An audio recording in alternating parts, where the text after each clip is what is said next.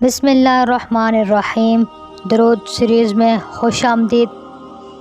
آج میں آپ کو بتاؤں گی کہ جو درود ہم رسول اللہ صلی اللہ علیہ وسلم پر پڑھتے ہیں وہ آقا صلی اللہ علیہ وسلم تک کیسے پہنچتا ہے۔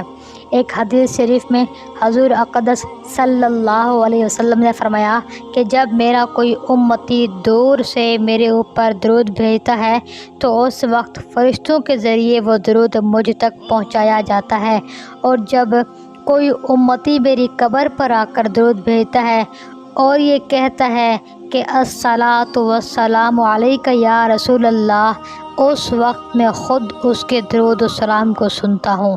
سبحان اللہ۔ اللہ تعالیٰ نے حضور اقدس صلی اللہ علیہ وسلم کو قبر میں ایک خاص قسم کی حیات عطا فرمائی ہوئی ہے، اسی لیے وہ سلام آپ خود سنتے ہیں، اور اسی وجہ سے علماء نے فرمایا کہ جب کوئی آپ کی قبر پر جا کر درود بھیجے تو یہ الفاظ کہے الصلاۃ والسلام علیک یا رسول اللہ، اور جب دور دور سے درود شریف بھیجے تو اس وقت درود ابراہیمی یا کوئی اور درود پڑھے۔ میری باتیں سننے کا شکریہ۔ امید کرتی ہوں میری باتیں آپ کو پسند آ رہی ہوں گی۔ مجھے دعاؤں میں یاد رکھیے گا۔